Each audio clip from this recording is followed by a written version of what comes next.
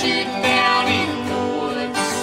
He wouldn't leave it even if he could. 'Cause life is good. Yeah! Hickok45, your internet shooting companion, coming to you from beautiful Middle Tennessee, home of Alvin York, Dolly Parton, and others. Yes, here we are again in the reloading room, getting ready to ramble about a lot of non-essential topics, right? Well, some of you like these radio shows, so I keep doing them and kind of enjoy it. Gives me a chance to just ramble about some things that may matter, may not matter. You never know, do you? Until you listen. So let's talk about a couple of things. Well, on that topic, speaking of that, it's funny, we did a vlog not long ago, and I rambled about a few things. It was funny, somebody made a comment about how I was, I don't know, something to the effect that it was stupid, didn't talk about anything, nothing important, blah, blah, blah, And it was kind of funny, actually. It's like, okay, what's your point, So most of the things we do are videos with shooting about firearms and that sort of thing. And the vlogs, the radio show, as you know, 99% of you know, it's just a chance to talk, relax about the simple things, or maybe about what's going on and that sort of thing, whatever's on my mind, really. It's kind of like you're just sort of here on the porch with me, or in the reloading room, and we're just chatting, like I might, with friends, here. I had a couple friends out today, in fact, I hadn't seen in a long time, known them for 40 years, and been shooting with them that long, and worked with them for a while, and all that kind of thing. And, we just sit around and talk about whatever comes up. So I guess I kind of view it like that, even the vlogs. Although occasionally we get more serious, it just depends. And if we're not talking about addressing those crucial topics that somebody wants me to address, sorry about that. I don't get political too often. We do what we do, and let a lot of others do some of the other stuff. And if it's I see a need, I see, as I did this the winter, spring, we get more political, and can do that in a heartbeat. But when I say political too, you all know what I mean by that. I'm talking Second Amendment, Constitution, not Republican versus Democrat and that kind of goofy stuff. I don't get into that. Someone might get his toes stepped on, of course, but I don't talk about specific politicians very much. We all talk about Dianne Feinstein and the Charles Schumers of the world. Of course, they're pretty much enemies of shooters. That's just like Ted Kennedy was. And they might be a member of a party you support. Sorry about that, but I'm just focusing, when I talk about those sorts of things, it's basically a freedom issue, and that's it primarily. But anyway, I enjoy the relaxed nature. Really, that's the reason I do it, because this is, I think maybe comment you get like that. Somebody's upset because I have, they stumble on the channel or something, they see a vlog, and maybe they've seen one video or something, and they see vlog, oh good, this guy's going to address all the important issues of the day in addition to shooting, and they just don't know the channel yet, and so they cut them some slack. Even if they are idiots, I cut them. Just kidding. So what do we want to ramble about today? Who knows? Wow, I had a couple of things in mind. Otherwise I wouldn't turn on the recorder if I didn't have a couple of things just in the back of my mind that I could possibly drag to the front of my mind. Yeah. What have we been doing lately? Oh, I know. One thing I wanted to remind you of, if you're listening to this, you probably, many of you have already listened to the Talking Lead podcast that I was on this past week. If not, you might want to check that out. As I've told y'all before, I've been a talk radio junkie. No, I'm not a talk radio wannabe host or anything like that. I just do this to be doing it and be silly. if I wanted to be a talk radio host, I'd be a talk radio host or a real radio guy. I would try it and give it my best shot. Give up shooting and see what but the Talking Lead podcast, these guys, they have a real, it's really not a radio show as if mine is. But it is. It really is kind of a radio show, but it's just a podcast on podcast. The world has changed so much. Gee, what is a radio show? What is a podcast? So it's not live when they do it, put it that way.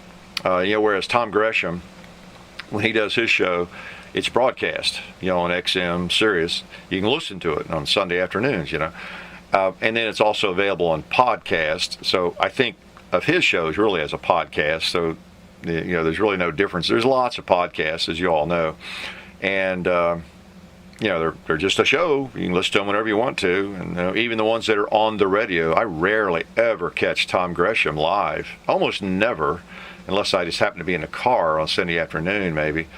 I just catch it go to the website and Gun Talk and catch it, But anyway, if you're not familiar with Talking Lead, these two guys, Zeke and Left Hand, they haven't been doing it all that long. Got started, I guess, back in the fall, and they're good. They really are. They're not experts.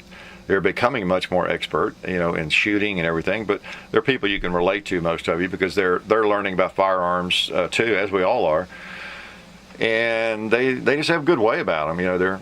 They're easy to listen to, and they're really talented in what they're doing. Just a couple of guys got together and started doing that. I've heard some other podcasts, some that are actually more famous and have been around longer. They're really not as good as these guys. But anyway, they're having fun with it. You might like them, you might not. Everybody has their own preferences, but check them out. I was on, I don't know, early on one of their shows because they're local, and then this past week, they had contacted me again. They wanted me to come on and talk about reloading. There's one reason I wanted to mention it. I know some of you never get enough about reloading. You'd like for me to become the reloading channel for about 2 months, I know. And it's such a huge endeavor, and it would just consume me and all that. And I'm not an expert in it anyway. I just wouldn't be able to do the other things I do. I do answer questions occasionally with it, but I just kind of steer away. Get you a manual. You got to study it. I can't answer a million questions about just reloading, or I'd lose track of everything else. But that said, I rambled a lot about reloading, I have to admit. When I listened to that podcast, those guys, they may not want me back on there. I yacked and yacked and yacked, and I always tried when I'm on someone else's show to avoid that. Here I am doing this, and that's what I'm doing. I'm yakking. There's nobody to interrupt me or ask a question. I'm the boss, the director. Even John's not here usually when I do these, and I just talk. So I'm mindful of that when I'm on a show like that or being interviewed by somebody. I try to be and not dominate, the conversation. But they really had a lot of questions for me. They really wanted me to talk about reloading, and so I did. And I hope I didn't give any incorrect information. I didn't give any. As I listened to it, there were a couple of things I remembered I really needed to qualify. But I didn't, can't do that on somebody else's, show very well. Can't go back and annotate or that sort of thing. But anyway, you can go to talkinglead.com and find that podcast. It has my name on it. I think they called it Hickok45 Reloaded. Clever. And you can check that out if you want to. Good guys. Because, they're like everybody who does podcasts. They're up there forever. Even mine. And speaking of that, I do, a lot of people will comment and want me to put, this up, the radio show up as a podcast and on iTunes and all that kind of thing. And, we're YouTube partners and we're doing the YouTube thing. This is just another type of non-video video, I guess. They're really not good enough. This is not a podcast, radio show. I would be proud to stick on iTunes necessarily. I always look at this as just one of those D-grade videos we might do, although we don't do many D-grade videos. but John and I do kind of rate them at times. We give it kind of a rough A or a B, depending on what it is. Not because I did a bad job necessarily or anything. It's just because some videos are like maybe a third or fourth video with a particular gun, maybe a woods walk or something. Those are all kind of bonus videos with a particular firearm. And we kind of classify in our own minds, like the first video we do with a Swedish Mauser or, a Smith & Wesson 686, that's sort of the A video. And that's when we give the basic information about that firearm and assume pretty much that you don't know anything or much about that firearm, and tell you about it and shoot it, and that kind of thing. Then the other stuff, other videos with that firearm, we don't necessarily go over all that again. We just shoot it, or we walk through the woods and have some fun with it, and that sort of thing. So. But one of these radio shows would put down that list. It would not even be a B grade video, probably. Well, it's not even a video, duh. So anyway, just got off track there. But anyway, just a little added information about these podcasts, how we look at it. So I don't know if we'll ever put these on iTunes or anything like that. So you can listen to them on your phone and all that kind of thing. That's what I do with. That's what I do with Gresham. I just, when I'm in the car, I plug my phone into the jack that runs it through the radio, and I listen to my favorite podcast, and whoever, through my car radio. It just never seems to be a big problem for me.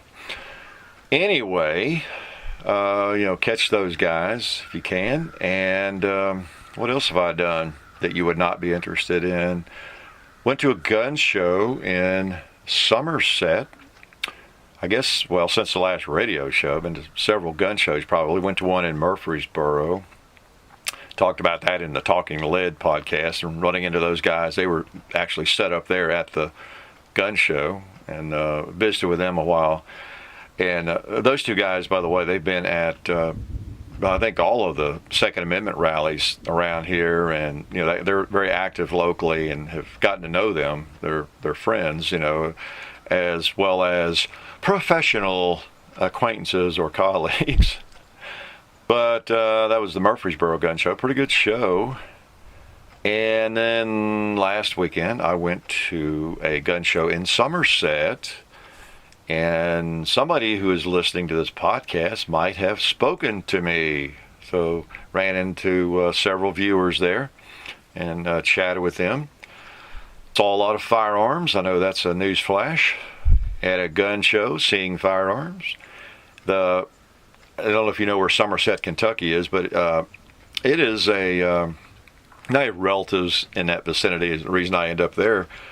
And I think I went to the first gun show there about a year ago or less, maybe last fall, and was pleasantly surprised. I have not gone to gun show. I figured it was one of those, have you ever been to a small gun show that's in an old National Guard armory, and the whole room is maybe about the size of your house or your living room, and they try to have a gun show, and you crowd in, you stand in line forever, and then you can't move around in there, and there's like 30 tables. I really thought it might be one of those deals, but it wasn't. Good show, and a lot of different vendors I don't see in Nashville, and seemed to be a wide variety of firearms. I found the Krag carbine there, and which y'all haven't even seen yet. But it's just an interesting show. I think the fall winter shows maybe a little better than the summer, but it was pretty good. Did I buy anything? No. Yeah, Target. Maybe another steel target. I need more of those, don't I? And just had a good time. I like gun shows. I've been going to gun shows since the early 70s. And the only difference is, I'm a gun show rat. I have always prowled the gun shows and gun shops. And some of you are like that, I'm sure. It's not that I'm always on the prowl to buy something. Although we're always looking for that ammo or that deal on ammo or some accessory we forget to buy, you run across. It's just that I never know when I'll find a buy on ammo or run across some interesting old firearm or something. You got to get out there or you won't run across them. like the Krag carbine. Yeah, you just, in condition and price and everything that you might that might be on your radar. You might have to go to 10 gun shows to even run across a particular firearm that you are sort of in the market for, in the condition that you're looking for. You really, and it's like selling a gun. As I've always said, if you've got a firearm you want to sell, it's always best if you're not in a hurry, you're not desperate. And take it to several gun shows, and you'll eventually get your price for it. It may not happen at the first or second or third show, but you'll get discouraged. Oh man, nobody wants this gun. Well, be careful, don't drop the price in half. That happened to me with an AR-15 one time years ago. I carried it around and 3 or 4 gun shows, and I was about tired of it, and had about decided I would just keep it because I wasn't going to give it away. I had a price I wanted. And I'll be darned if the next gun show I went to, someone didn't catch me. I wasn't 10 steps inside the door, and somebody threw the cash at me. So you just never know. It's the same way if you're looking for something. You won't find it necessarily the first day you go to a gun shop or gun show. But anyway, I've been a prowler of gun shows forever, and don't see that changing, not at all.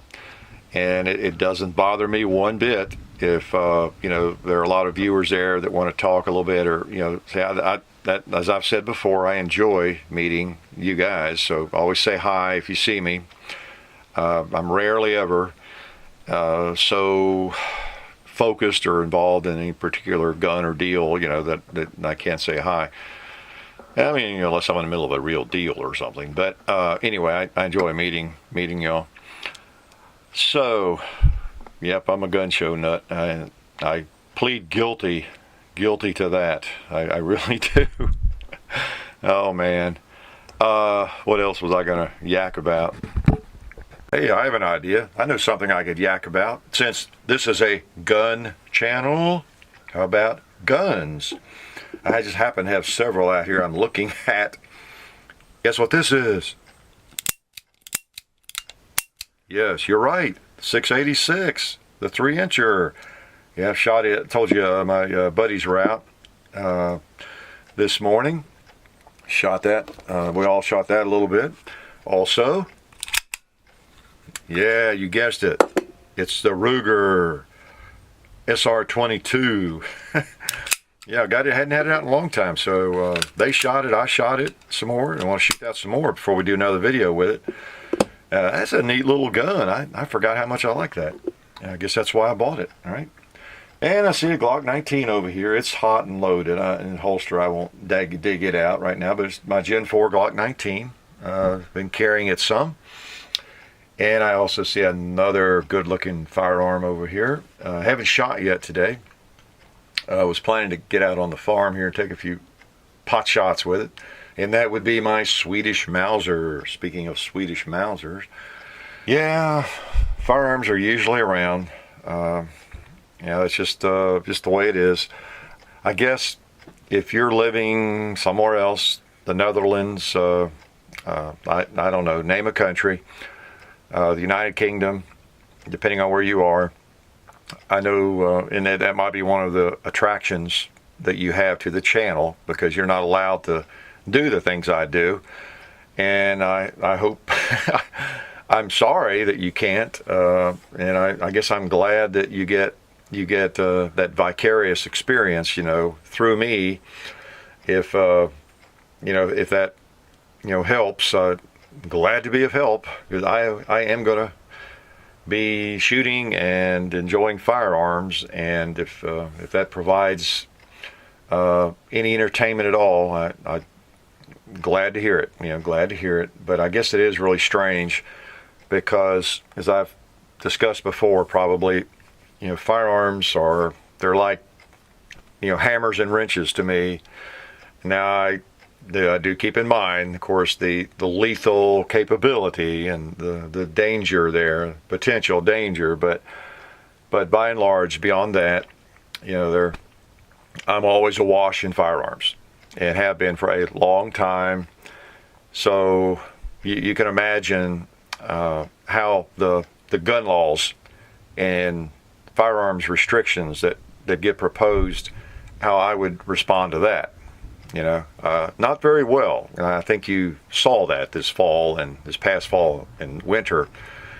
As I was saying, I don't get political very often, but wow. We all had reason to, didn't we, in the fall and the winter. And, there were a few people that thought I got too political and should have stayed away from all the Second Amendment stuff. Just shoot and shut up. There were a few. But, if you're not fighting for the Second Amendment, don't bother buying firearms. If you're not supporting the cause in some way, again, you're riding in the wheelbarrow, and the rest of us are pushing it. That's just the way it goes, and it's just a part of it. It really is, because it's something that there are major forces, lots of politicians, and lots of citizens who would like to take our rights away, take the Second Amendment rights away, and or restrict them severely. And I, probably you, are against that. So it's not too difficult to figure out that it doesn't take too much to get mobilized when people are hammering on you. That's just a fact of life.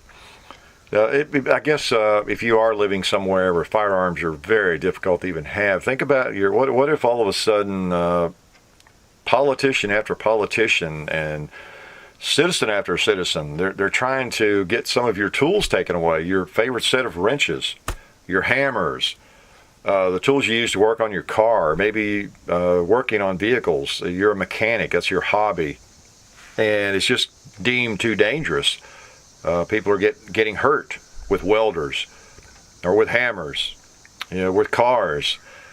And, all of a sudden there are all these proposals to outlaw, certain vehicles, any vehicle that will go past 50 miles per hour or has more horsepower than a certain level. And, you'd be like, what is this all about? Who are these idiots? So, when firearms are just a part of your life, they always have been, something you just take for granted, I think you can see how that just strikes you as bizarre, really bizarre. And speaking of that, of course, I think we're going to be seeing another onslaught of that, maybe not as strong as it was, in the fall and winter, but you're seeing it already.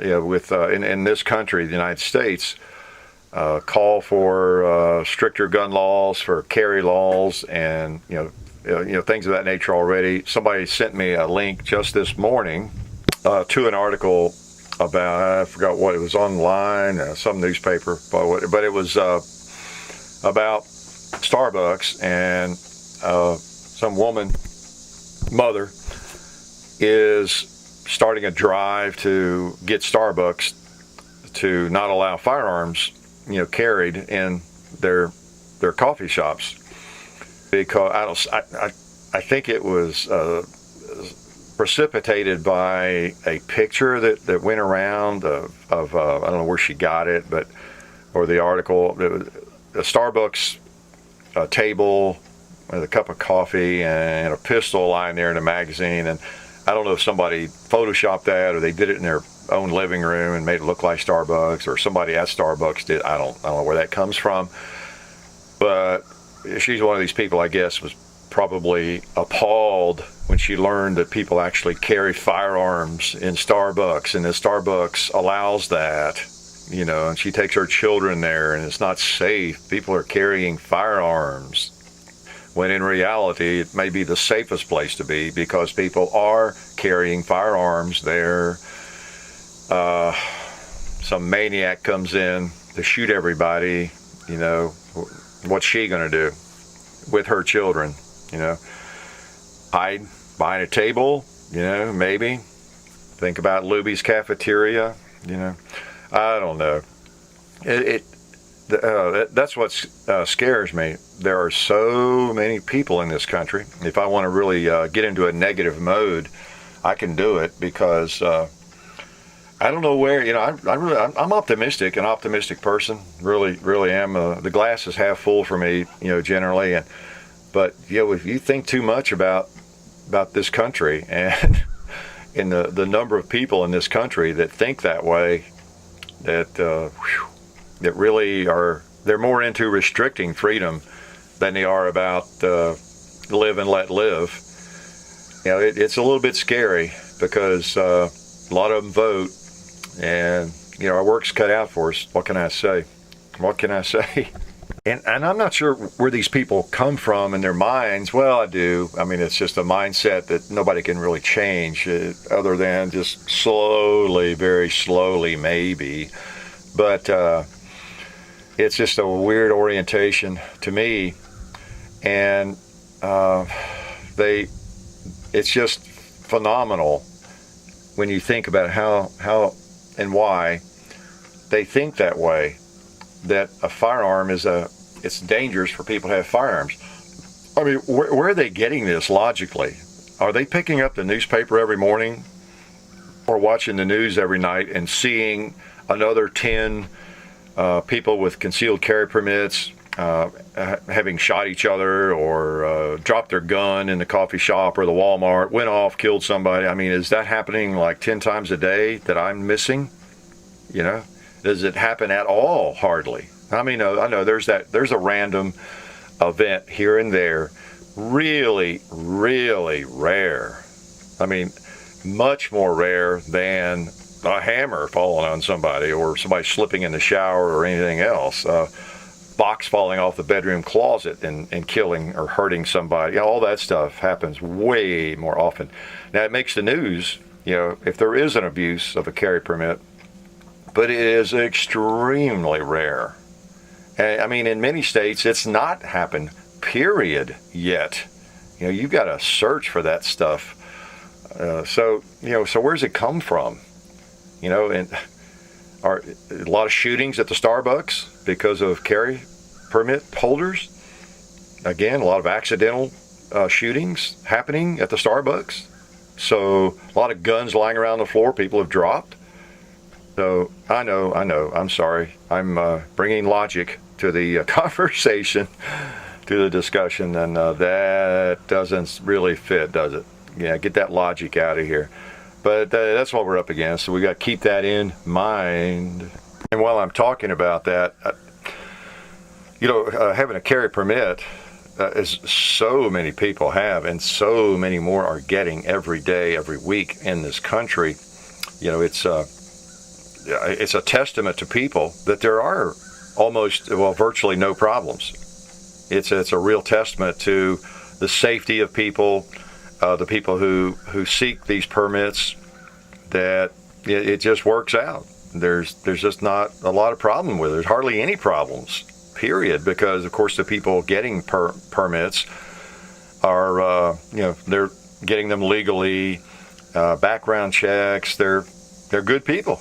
They're the honest people of society, and generally speaking, the responsible people of society are getting these permits and are maybe not getting training, but they're at least going through that course and learning a little bit about the firearm, how to shoot it, and just the danger.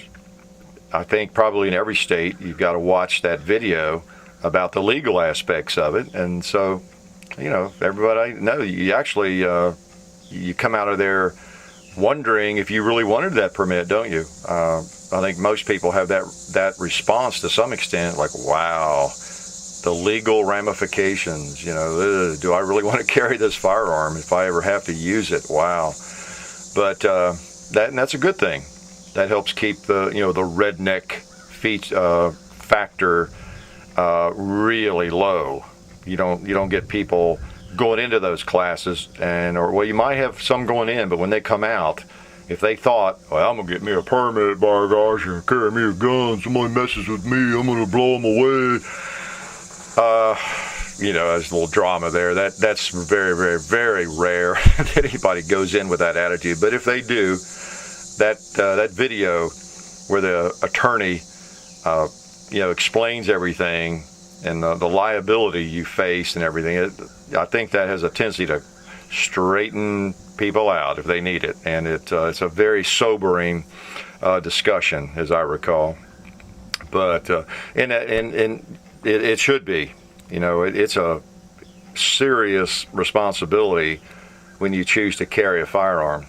Knowing where it is at all times, knowing where the kids are, knowing who has access to it, and is it locked up, when you're somewhere where you cannot have it inside the restaurant, whatever state you're in or whatever's going on, you're going to be somewhere having a glass of wine and you have to leave it in the car, and all those issues, you have to know the law and, lock them up and go through all that. And of course, some of that in and of itself is unsafe, isn't it? Having to leave it in the car in a parking lot. But that's another issue. But it's a very serious business. I know one thing that helped me, I may have mentioned it before, this was long before I actually carried a firearm, probably in the early 70s. I was in a gun shop in Nashville that also carried some books, some reading material, related to firearms, and they had at least one of Mas Ayoub's book. I don't know if you've heard of Mas Ayoub. It's Ayoob, it's his last name. But I don't know how you could not, if you've read any gun magazines. I think, I don't know if he's still as prolific a writer, but if you, I know a few years back, you could go buy 15 gun magazines. He'd have articles in about half of them. I know he writes for American Handgunner, I think every month. But he's a prolific writer, and he's a trainer. And there are people who maybe have a bone to pick with him. Just like anybody, if you're out there in the public eye, you're going to have enemies. I've got enemies. You're just going to have enemies because they don't think you're doing things the way you should do it. You're not doing it the way they would do it. Of course, they're not doing anything, right? But you're going to have your detractors, as well as your supporters, no matter what you do. But most people have a high respect for Mas Ayoub. You've probably seen him on some of the shooting shows. But I read his little book. I picked it up in that gun shop. It's called In the Gravest Extreme. In the Gravest Extreme. And I suppose it's still in print. I highly recommend that book. I really do. Because here's a guy who is extremely proficient as a handgunner. He wins big matches. He's not Rod Latham, but he wins matches, shoots competitively a lot, still does. He has been in law enforcement, I think, most of his life, a gun writer. He's an expert witness. He testifies at trials on this sort of thing. And he's like an expert's expert. He just really is.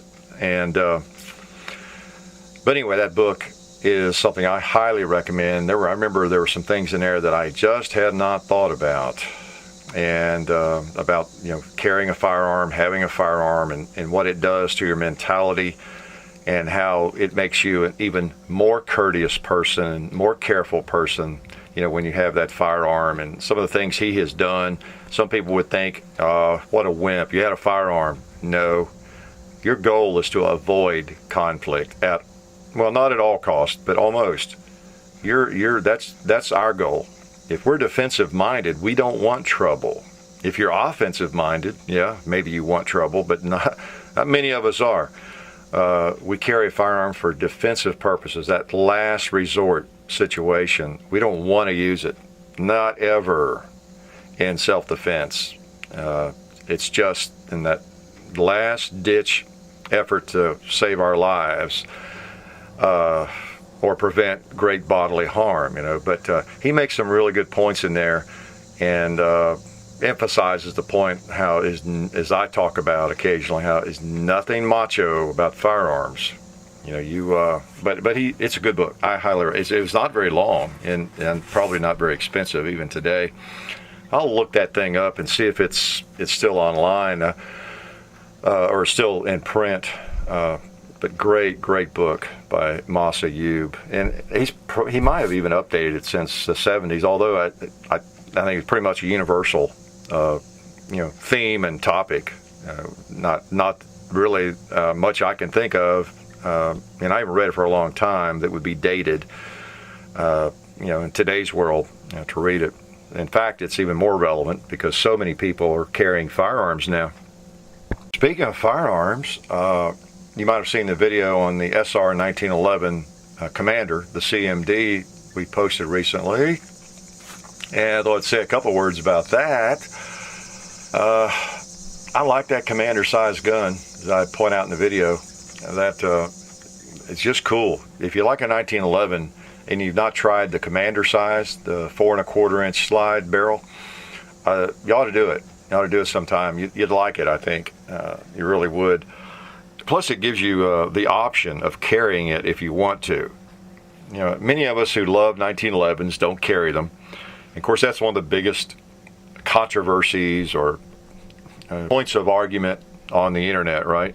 1911 versus polymer pistols or Glocks or whatever. We've done a little of that, you know, just to have some fun and show the difference and all that kind of thing. It's just an ongoing discussion. But again, I think most of us these days do not carry a 1911. Now, I did say most. A lot of you do, and you swear by it and don't want anything else, you know, so I respect that. I've carried them. I still do occasionally. I'll tuck that old Cobra Carry, Wilson, Cobra Carry, not Wilson. Oh man, my mind's gone. Ed Brown, who I knew would come to me. That Ed Brown Cobra Carry. Oh, it's just a sexy little gun. I mean to tell you, if you've never held one of those, you owe it to yourself. If you like 1911s at all, pick up one of those Commander-size Ed Browns or maybe a Wilson Combat, whatever, one of those custom guns, and just feel it, work the slide, and they are sweet. They really are, and you can see the custom work in them, the extra money that goes into them, at least to some extent. But the Commander size is pretty cool. Now, we had a little trouble with it. It didn't want to go into battery.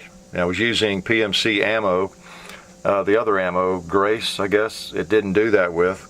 And yeah, I don't know. It's kind of weird. I think if I have trouble with a 1911 or any firearm, that's the problem I want to have. I don't want failure to eject and class 3 malfunctions, and you got to clear that thing out and dump the magazine and start over. At least if the slide doesn't go fully into battery, you can pop the back of the slide usually and you're in. So, and then plus, whatever is causing it, I think is generally not as serious. Could be the extractor is too tight or too loose, or you just need to shoot it some to wear off a burr, maybe on the extractor or somewhere else, I don't know. And when you have that issue, that tends to loosen up that particular issue. In fact, it didn't do it on video, and it was so minimal, I don't think I mentioned it in the video. Well, maybe I did. I don't remember, but we haven't posted it as I'm speaking, but I think we're going to post it when we post the radio show here. So anyway, you'll see it soon if it's not already up. And that is the video on the CZ-P09. I was shooting it, before we did the video, a couple of days before, and I guess it was about half a magazine. The first half of the first magazine, there were, I don't know, 3 or 4 rounds. It was the same thing. It didn't go all the way into battery, and I had to hit the back of the slide with my palm to put it on into battery, just slightly, wrap it. And then it quit doing it, and it's fine. Part of the reason with that one, I think I did discuss this in the video maybe, I had not ballastalled it, cleaned it, and lubed it like I normally do. I'm going to go out and shoot a couple mags, see how this thing shoots, then we'll take it apart and clean it and lube it and all that kind of thing. So it did not, in defense of the firearm, it did not have the ballastall treatment or anything. But it did it just initially, and then it quit doing it. And then we've done a video, and it has not done it since. So that is the kind of thing, whatever causes it, that is one of those break-in factors that some guns do have that doesn't necessarily linger on for months or years. I don't know. And then I will go ahead and tell you that we did a chapter 2 with that Commander SR 1911 that we'll post for too long probably. One reason I went ahead and did a chapter 2, pretty early on with it. It is a T&E gun, and I need to get it back at some point here. And also because of that, I shot it a little bit off camera. I didn't really shoot it as much as I wanted to. Just shot, I don't know, a few magazines.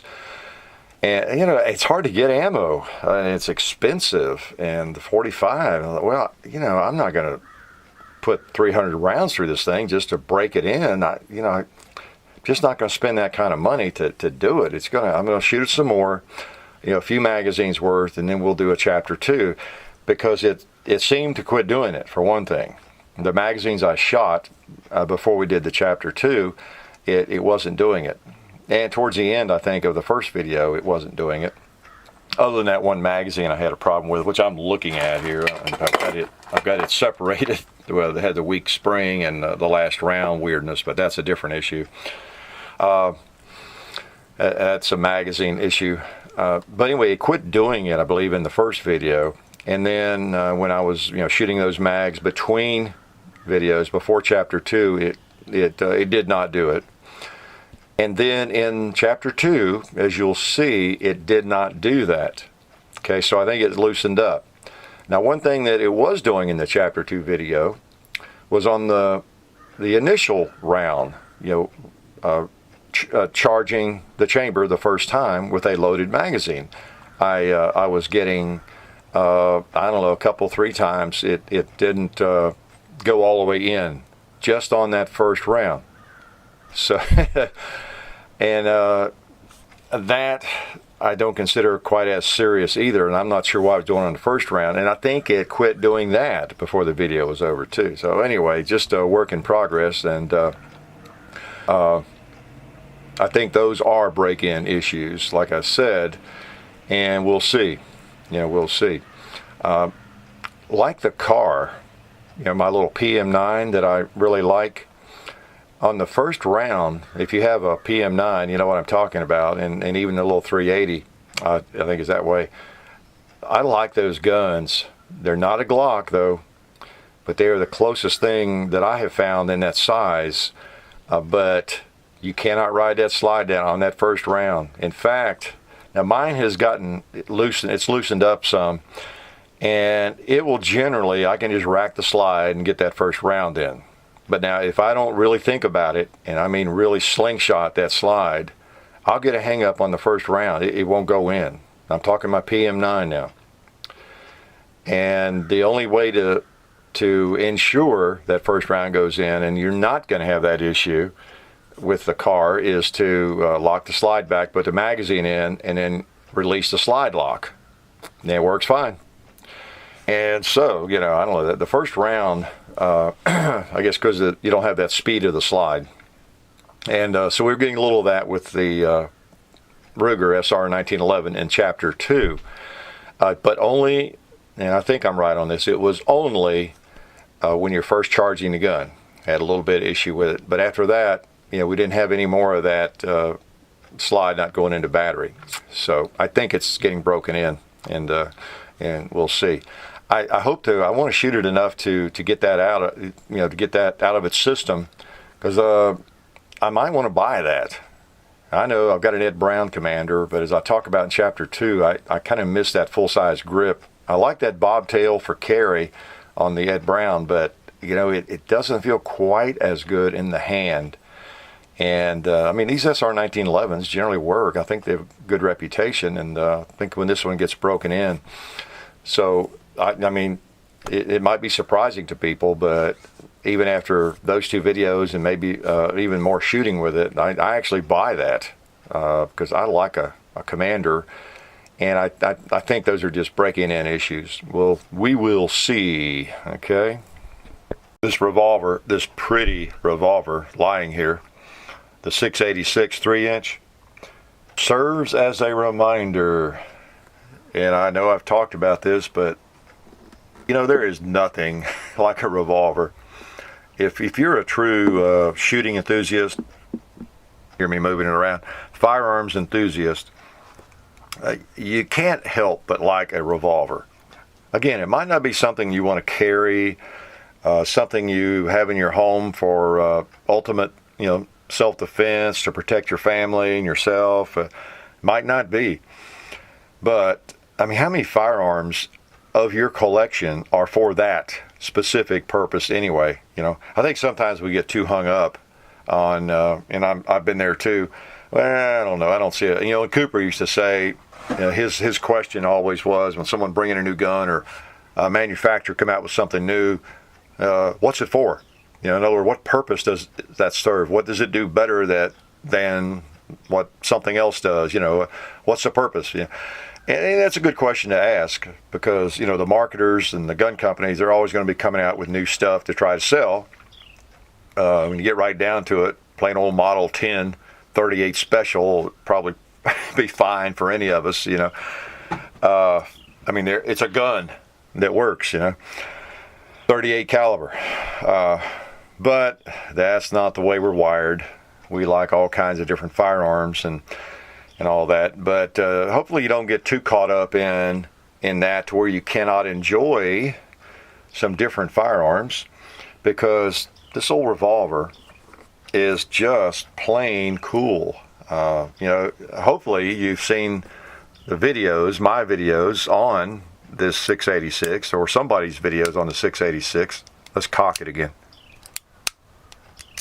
Such a precision machine. It just really is. I think that's what part of the attraction is in a revolver. You just pull the hammer, that big cylinder turns and click. It all just works, and all there's nothing to clog it up. There is a bit of a myth about revolvers and how they're always way more reliable than a semi-automatic. And not necessarily true. They tend to be reliable, but boy, when they do hang up, you do have a problem. You have a serious problem. You're not just going to rack the slide, put a new magazine in, and be ready to go.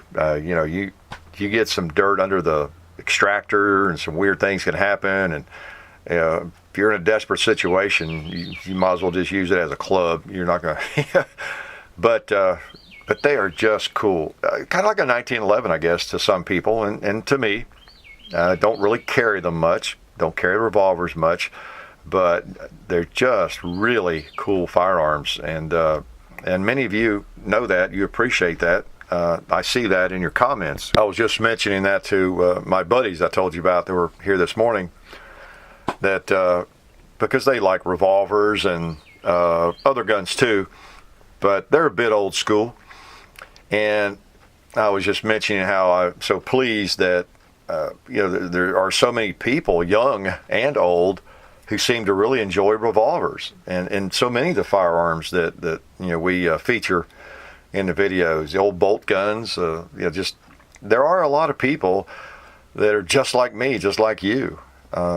We probably tend to think of maybe young people as just being interested in MP5s or things like that, but maybe we all go through that stage. But a person who is a true firearms enthusiast just can't help but appreciate, I think, a wide variety of firearms as they learn about them. And you're never too old to learn. I have learned about a lot of firearms because of the channel, really, and people requesting them, and people offering the loan of them here in Tennessee. And I just get to shoot a lot of different firearms, some of which I was not familiar with really, maybe even at all. And the Swedish Mauser is an example. There's different firearms like that, and then I had to have one. I just like it, and so a lot of it is the education, just being familiar with something. You don't know what you don't know. You don't know what firearms are out there that are really cool, that would be really cool to you or me. And it's like cars. There's so many out there, so many different models and companies that we can never all know about all of them and everything about them, of course. But good old revolver, whether it's single action or double action, just hard to hate. Really is. This thing's a tack driver. I mean, on a good day, I mean, even with a 3-inch barrel, there's just very little I can't hit out there. It's just a sweet little gun, no doubt about it. And I know that most of y'all can appreciate a fine revolver. Again, it doesn't have to be your carry gun. That's the thing. If you're still laboring under that notion, try to get away from that. And there's life beyond your carry guns. Quite a big life. and I've noticed over the years too that you may be of a mindset that, well, no, I'm still learning to shoot my Glock or my H&K. I'm still learning to shoot my SIG that I carry. I want to get better with it, more proficient. I don't want to be messing with a revolver or some other weird different action and all that. And there's some truth in that, but I have noticed over the years that just shooting anything, it transfers. It really does from one gun to another. Trigger control, sight alignment, whether it's a rifle or it's an AK, a Smith & Wesson revolver or a Glock, anytime you're trying to hold that front sight right on that target, when the trigger breaks, it's all good, because that's what it all comes down to. Although you got to be careful, with a carry gun, you do want to make sure you're very proficient and you are your mind is set for what type of firearm you're carrying, especially if you have a manual safety on that thing. And I've talked about that before. I think there's a little bit of risk involved if you're constantly switching back and forth, say between a 1911 and a Glock. 1 week you're carrying a 1911, the next week you're carrying a Glock or some other pistol that does not have a thumb safety. You're asking a lot of yourself there. That muscle memory and getting that into your head. You're obviously, what I'm talking about. There's that potential that you would forget to disengage the safety in an emergency on that 1911, or maybe on the Glock or SIG. You're busy looking for a thumb safety to disengage and get all discombobulated because you can't find it, or so, I don't know. Simplicity's the good answer. I would rather switch back and forth. If I were going to switch carry guns, I would like the 686 or my little Model 65 Smith & Wesson. It wouldn't really be a problem so much carrying that or a Glock, because they're both just pull and shoot, and you wouldn't have that problem. You just have a different feel.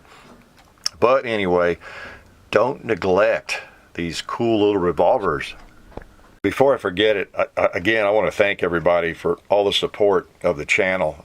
Don't say it often enough.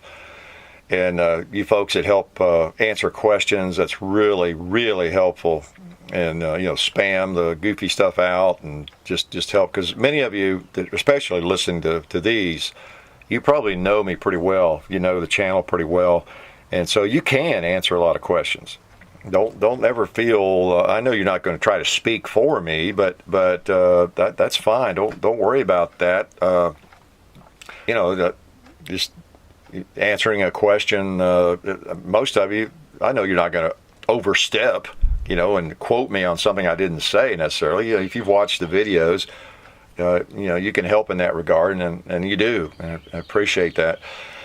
And you folks that have sent things, it's a lot to keep up with. I have things people have sent, and I regret even allowing them to send them, but people keep writing and want to send something, even though I tell them it probably won't end up in a video, but I still get things. I'll get holsters and just so many things coming in, and some of the holsters don't, if I get the paperwork separated from them, or I wear the holster and try it out or something, and and I put it aside, I'm trying something else, or life gets in the way and I'm doing 40 things, and it's 2 months later and I run across a holster that someone makes, and they sent me one, in good faith. They knew it wouldn't end up in a video maybe, but they just wanted to send me one, and I don't even know what kind of holster. I don't even remember who made the thing. I've gotten to where I tell people, send it to me, but I hope it's got your name on it. It has your imprint or what brand it is. You would be amazed how many holsters. I could throw a pile of holsters out here and we could look through them, and there's any number of holsters. There's no clue who made it. there's nothing on the holster, Kydex or otherwise.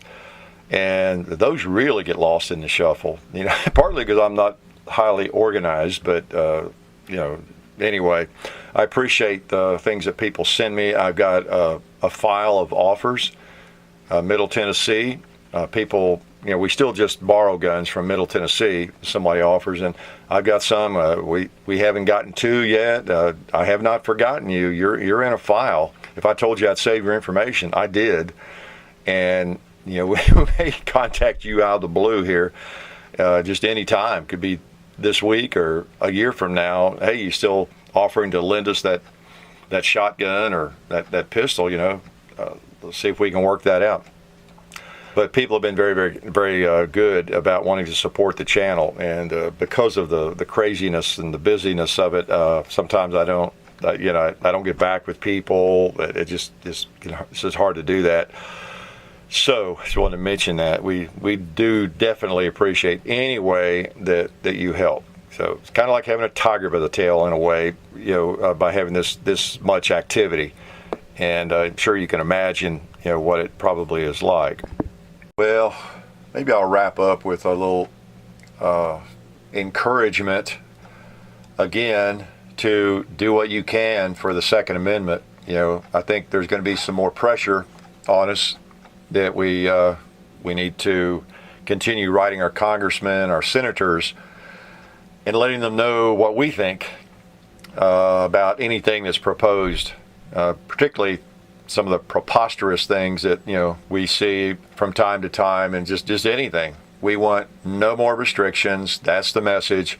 If they want to stay in office, they'd better listen. It's just that simple. My eyes fell on a photograph I have here in the reloading room, and I have it elsewhere too, but it's of Dad standing on Utah Beach with one of his buddies, and one of his best buddies.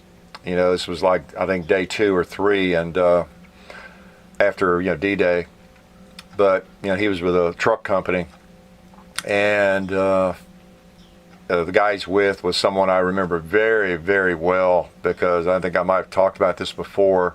Those guys, his unit, they had reunions every year, 4th of July, for my entire childhood, and they would often come to our house, and they'd stay in motels and things around the area, but then they'd come over to our house, quite a few of those, and we lived on a farm part of the time, and that worked out well too. And it's picnic and just hang out with each other, and the wives and the families, and just a lot of people. But so I remember this guy, and I remember his name quite well, and Dad used to talk about him, and there they are together on Utah Beach, 1944, and they had a friendship that went on. His buddy died before Dad did. I just remember him always talking about him, and of course I met him quite a few times at those reunions, just like the other fellows. There were several of his unit from Tennessee, but I think of those guys, and man, what they went through, not knowing whether we'd win or lose that war. When we look back on things like that, we tend to just another page in history. It all worked out. Go on to the next chapter. What happened in the 50s, what happened in the 60s, what happened in the 70s.